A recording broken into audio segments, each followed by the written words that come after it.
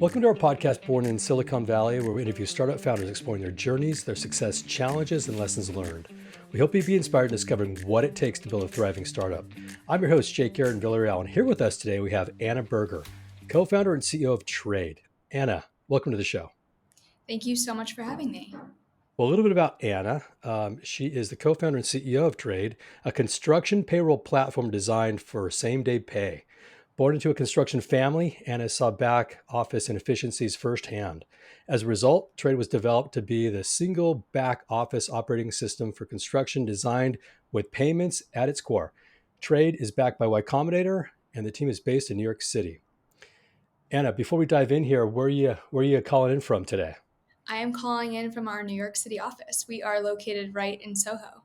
Love that town. We talked about this already, that I lived a little bit in New York City as well. Spent 5 years there, and I miss the energy, the innovation, Yeah. everything that it has to offer, the food. And so I'm jealous, but at the same time excited to learn more about how you kind of got into your company, and we'll ask some questions about that. Are you originally from New York? I am. I am. New York is home. So I'm totally addicted to the momentum of this city. I think even on your laziest days, New York doesn't even let you be lazy. And I think that that is something that, as a startup founder, it totally fuels me. Yeah. It's the speed of that town too. It seems like things go faster than other cities and lifestyles. I'll just share a quick story before we dive in here. When I first moved out to New York, I was working for Oracle. I got promoted, hired to sell to billion-dollar companies, and I was like, "God, this is going to be a great experience." My taxi ride from JFK into the city was, an older man, gray-haired, asked me a few questions: "Where you come from? Where you staying? How long are you going to be here?" I told him I just got a job and I'm excited to see what the lifestyle in New York's going to be. And he asked where I was from. I told him California. He said, "I'm from California too. I came out here to spend a couple of years, and I didn't really check my calendar. It's been 25 years. So make sure when you live here that you're clear on when you want to leave, because if not, you'll probably stay here forever." Planted a seed in the back of my head, and I stayed. I was supposed to be there a year and a half. It ended up being 5, and it moves quick. It's also a town of innovation. Totally. Um, so let's talk a little bit about your company. But before we do that, Yeah. give us the background of you. Did you Yeah. start off younger in your years as an entrepreneur? Did you have the lemonade stand, the paper routes? Like, walk us through a little bit about you before we talk about your company. It's so funny that you asked this question because my mom just brought this up last weekend where, I didn't study entrepreneurship in college and I went into corporate America for the first 6 years of my career. And, when I turned 26, 27 was when I started moving into startups and have now spent 5+ years doing so. And I never thought, I didn't consider myself an entrepreneur or like a founder energy. And the other weekend, my mom was like, "You did a lemonade stand every single weekend. You were like the president of every club." Like, she was reminding me of all the things I did as a kid that I guess to her was like, writing on the wall. Whereas for me, I didn't think that this was going to happen. So I kind of let life take over. But yeah, I went to the University of Michigan, and I studied business psychology and writing. And so no entrepreneurship there, right? No. Here's like how to build a business 101. I think you learn by like trial by fire. And so as I just said, like I worked in New York City for the first few years of my career at different ad agencies before I went in house to Marriott International, where I was on the global marketing team.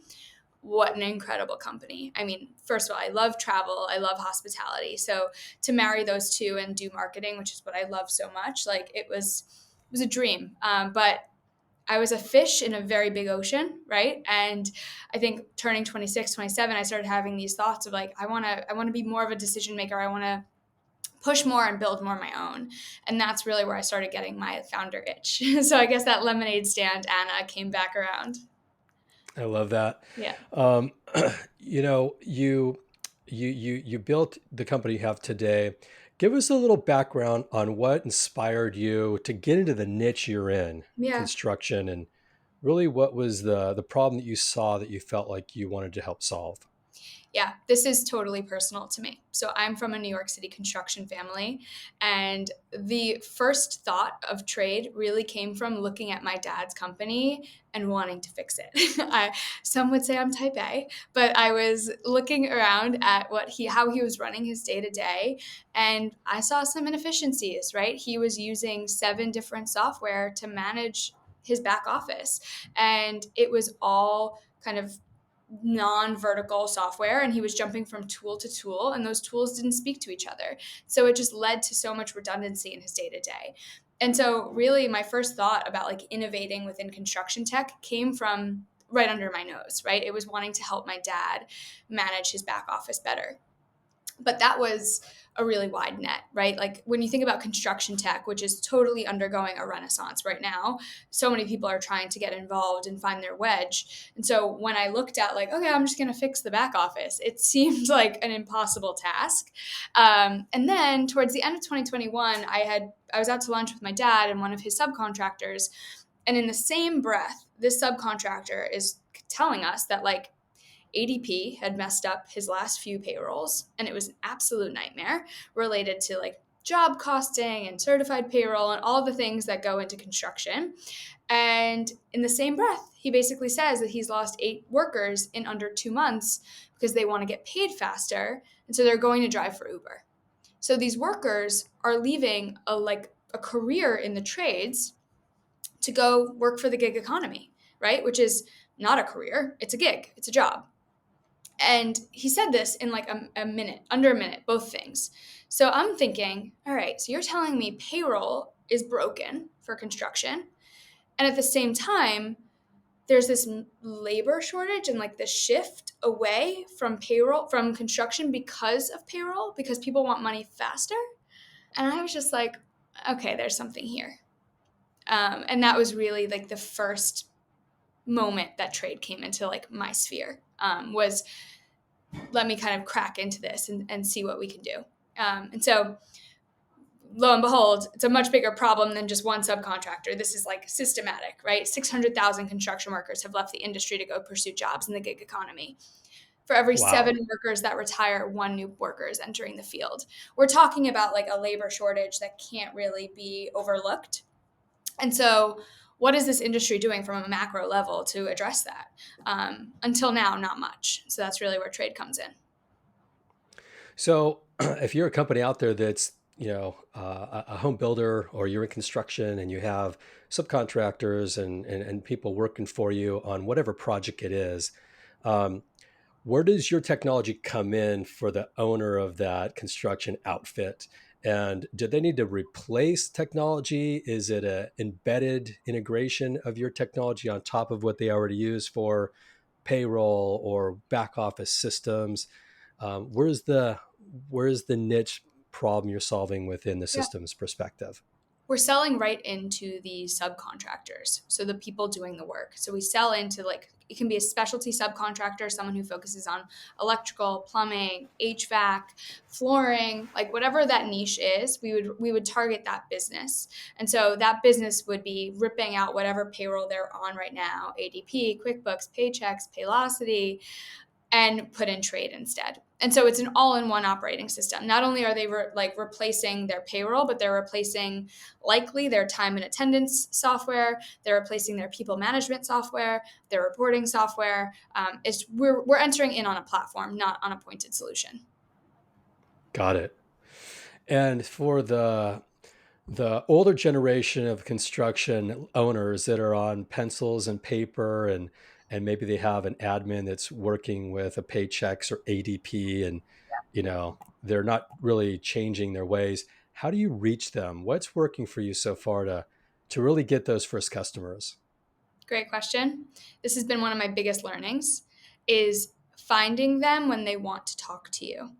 There are, these, my audience, they are literally dealing with like houses on fire and roofs leaking and, walls crumbling. Like, we're not talking, this isn't like, you know, ad sales, right? Like, this is construction. And so a commercial grade, like big scale projects. And so I can't just call up a subcontractor in the middle of his day, right? I have to find him when he wants to have a conversation, when he's open and he has like the mental space for it. And so oftentimes that's after work. Whether it's at an event or a dinner. And so that's really been what's working so far.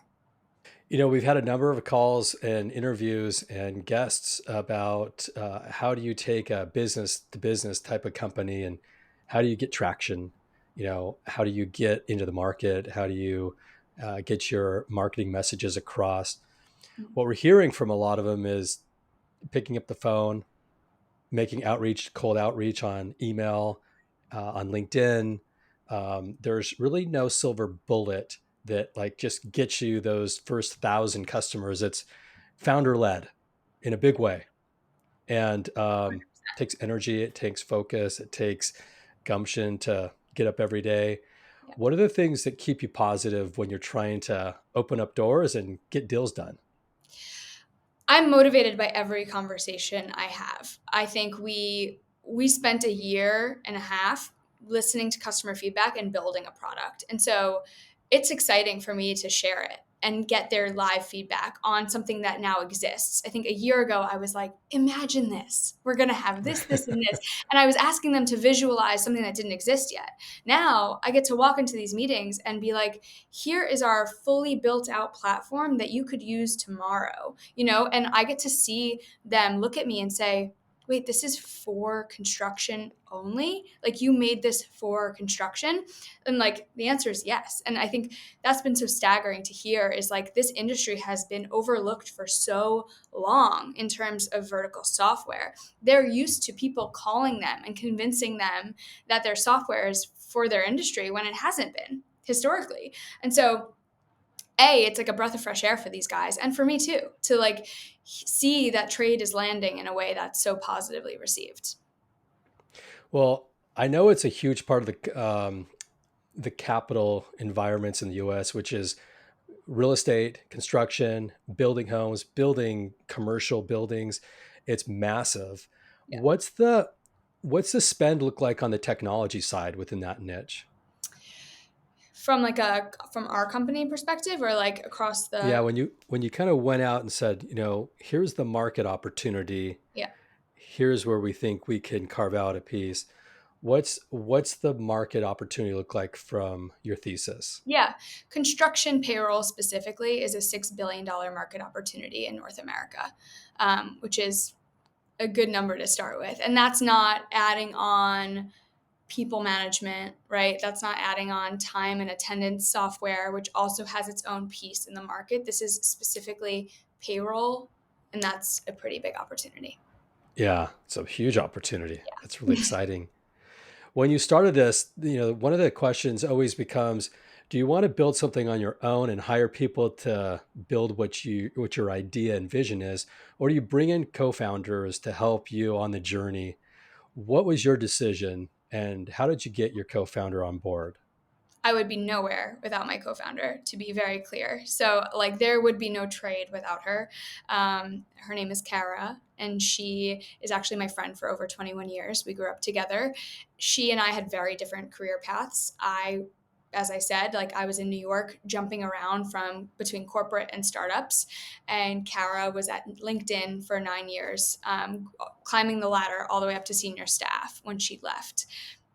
It's always been a dream of mine to work with her. I think as this like me, I'm more of like the dreamer. I kind of like to see what doesn't exist and like push the bounds. And she's very like, this is what's possible today, tomorrow, next year. And so I think I've always seen her brain and been like, I want to work with that. Like, I want her on my team and on my side. And our timing worked out. I took a big swing trying to get her on board and pull her away from big tech, and it's been better than we could have ever expected. So it's like taking the relationship from like totally friendship and a solid friendship, like so close. We've been through all of like life's highs and lows to now this. It's like a new dimension for us, and it's incredible. So she's built this entire thing. She's taken like my like dream and made it a reality. It's unreal. I want to just go back to when you said you took a big swing to get her on. Do you remember the specific conversation that you had and a few value points that you can recall that you felt you really meant Yeah. and you know that helped you get her on board? Totally. I mean, she'll tell this story one day, and she's like, it's one of our kind of famous stories between the two of us is that we were on vacation together in Italy, summer of 2022, and I was already tinkering on trade. That was like when I was like in like the idea was there, and I was in customer discovery mode, and we were planning on this vacation. And in her mind, it was like solely a friendship trip that we were like going on vacation together. For me, I was like, this is 10 days for me to convince her to do this startup with me. Like, total ambush moment. And so I remember I spent the first few days, as I do during customer discovery calls, collecting information, right? Like, I was like, what are you looking for in your next move? Like, what's exciting to you? What motivates you? Like, what do you want in this next decade? And she alluded to wanting to build again. Like, she was leading a team of 250 engineers. She hadn't coded in a minute, right? And so she was like, I'm craving like to build a company, to build growth, like to build from the ground up. And I just knew that that was my way in. And she had kind of told a story how there was one project she was assigned to at LinkedIn that had like a 3-year life cycle. And I was like, can you imagine like that's just in startup world, and I had already been working on startups for 4 years. I'm like, you can build a company from 0 to 100,000 like users in 3 years. Like that's what we could do, and that was kind of my way in of like, imagine you call the shots, right? Like this is on you. Like you control the timeline, you control the vision, um, you know, and the future. And I think that that's really probably one of the reasons why she got excited. So it wasn't an Yeah, easy sell. that's really that's great. I didn't know she had that much clout at LinkedIn and leading a team of 250. And God, what a great win for your company. Um, it's been challenging over the last 24, 36 months to raise capital, to take an idea, get funded, and go Yep. into the market. Give us a little bit of your perspective and your journey on the funding side, and what really worked for you to start from nothing to go into presentation mode and to finally get that seed round. I will not sugarcoat how challenging it is to fundraise and to layer on top how hard it is to fundraise as a female, right? Like women get 1.6% of total venture funding. And so I went into our fundraise last year knowing that it was an uphill battle, but one that I was excited for. I think we have a killer product and a killer team. And so I think the number one thing is confidence, right? And like knowing that like we will be okay and like we will raise the money one way or another.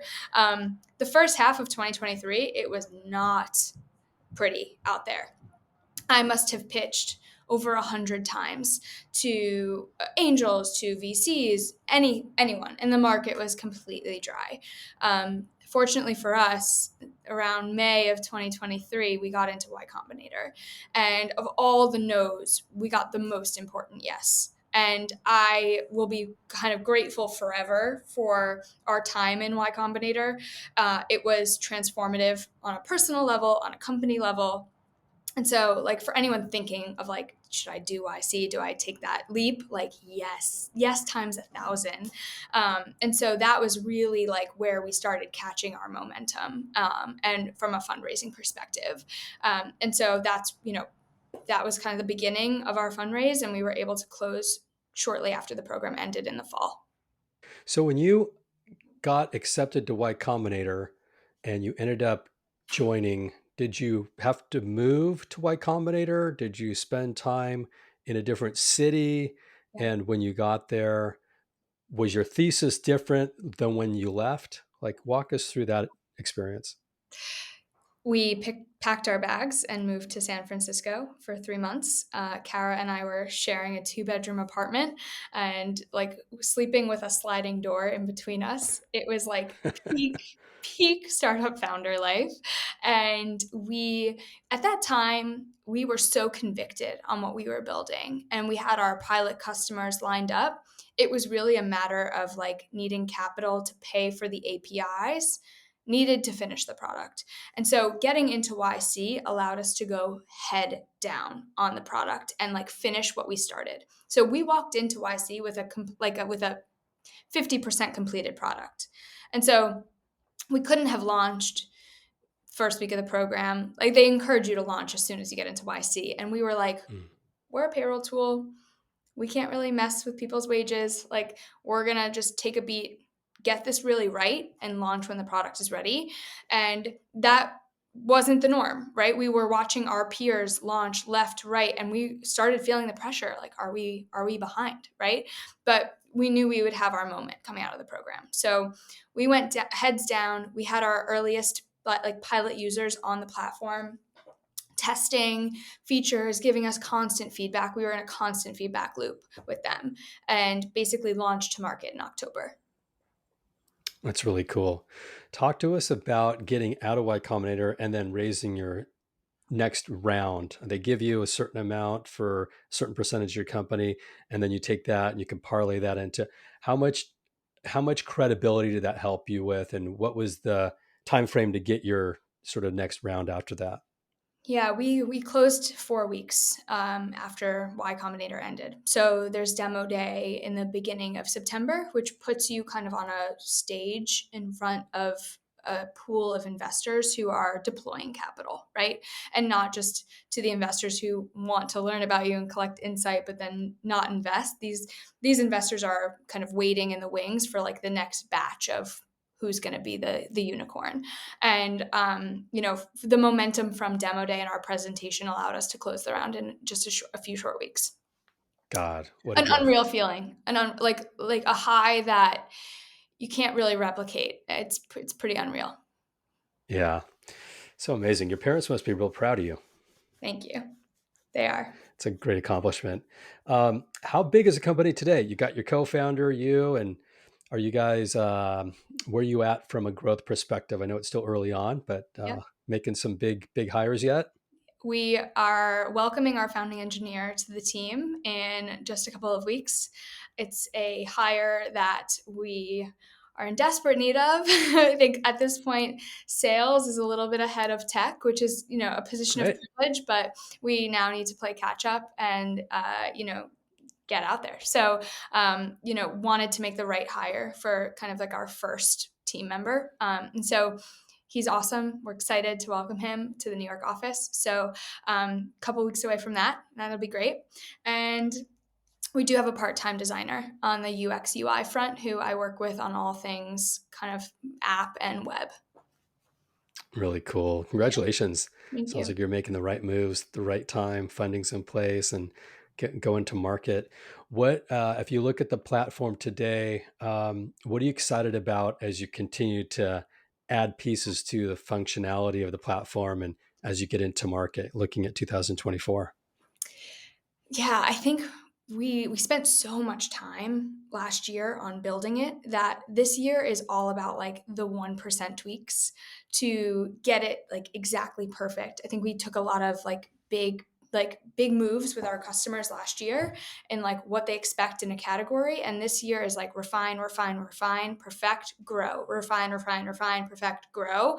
That will be what 2024 is because the foundation of this is there, and now we just have to kind of like layer on top. And I think beyond 24, it's like, how do we look at trade throughout the construction ecosystem, not just at the subcontractor level, but how do we make trade relevant for every player in the ecosystem to allow for more kind of trust and visibility to flow?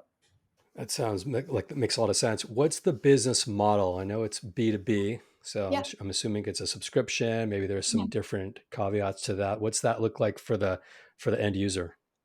Exactly. You nailed it. So most payroll platforms operate off of a PEPM per employee per month model. And so we are operating in the same vein. So monthly installments for use of the payroll tool. I love the stickiness of the platform. I mean, once you start payroll, the last thing you want to do is switch off of this platform. But if you find something that's better that Yeah. you can bring in, it's going to optimize how you operate and maybe retain your customers or your rather your employees or contractors. There's no reason to leave if it does 1x your experience or more with Yeah. how you operate your business. Um, I think the thing that interests from my perspective, us being in the recruitment space and the people strategy space, is how do you get the bright people on board and how do you keep them on board? How do you retain them? And if paying them same day is one little area that most don't really think about, but maybe it is a big issue, um, it's good to understand what that is and being able to solve that in a fast and quick and easy way. So Yeah.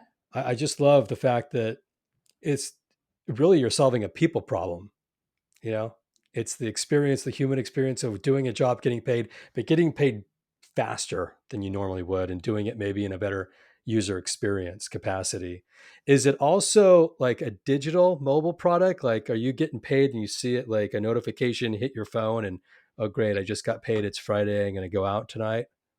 For the worker, it should feel like Venmo, right? They're clocking in, they're clocking out, they're cashing out, right? It's one motion for them, and you're completely right. Like the focus on people is literally why we are different from everyone in this space. Like people, the construction tech is on fire, like complete renaissance, but they're focusing on materials, the supply chain.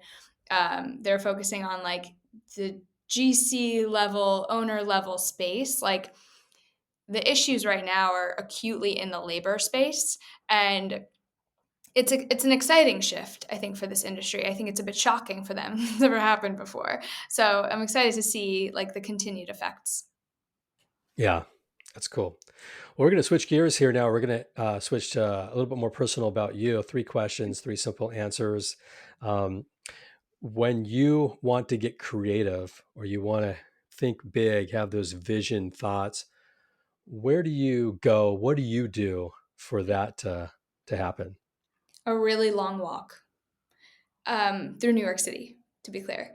I anytime I like slack Kara with like a big idea or like a visualization, she'll be like, "Are you walking right now?" Like she knows that like when I am away from my screens and away from like being in the weeds, which I can tend to be, and I allow myself like the air and the space and the kind of visual surroundings to just like inspire me, that's when I do my best thinking. I love that. What do you do to stay positive, keep a good perspective in the up and down roller coaster of building a startup? Yeah. Two things. The first is workout every single day, even if I go to the gym just to stretch. Like the motion of like starting my day in like like a body headspace focused way is so important, from like a mental health perspective. And then the second is reminding myself how much of a privilege this is. I get to like wake up every day and build a dream that I had. So few people get that opportunity. Like this is I'm lucky. And I think between those two things, it makes the headaches, which 100% happen every single day. Like it's a roller coaster every time I step foot in the office, but it's so worth it. I love that. What's one thing you learned at Y Combinator that you learned from another founder, maybe a mentor, somebody that was there that you think is worth sharing that other founders that are trying to build their own startups can learn from? I think what sets the good founder from like the average founder is like the willingness to keep going. I think from everyone you speak to when you're in YC, every person that comes in who's built these like mega successful companies, like they at one point they were all down and out. Like pivoting 3 times, bank account in the negatives, like needing a bailout, right? But they kept going. They like pushed 1% further. And I think what I learned is it is like and it's cliche to say, but it's like the darkest right before it breaks. And the same has already been true like for me. Like I've already seen that cycle happen where it's like 100 plus no's fundraising in the spring, and right when I was like, do we do we call it? Then we like threw our hat in the ring for YC, and we went one step further and pushed once more on that front, and then like boom, YC happens. It's like you just got to keep going, and like grit and relentlessness, I think, is what will set the kind of creme de la creme apart. Yeah, it's expiring. I'm getting goosebumps just hearing that. I really liked I like your passion behind what you're building and love the solution you're creating. Thank you. If anybody wants to get in touch with you or find out more about trade, where do they go? Yeah, so I try to share a lot of this journey on LinkedIn and Twitter. So just Anna Berger across all channels, and they can probably find me. Maybe I'll get into TikTok one of these days. I don't know. People are There you starting go. to ask for it, so we'll see. I might keep popping up. Who knows? I love it. Very cool. Well, as we wrap up here, I just want to give you a huge shout out for spending your time with us and sharing your story. And for all the listeners that are listening, it means the world to me that you spent your time with us today. My name is Jake Aaron Villarreal, signing off for now, but can't wait to catch up with you all on the next episode. Until then, Anna, listeners, take care.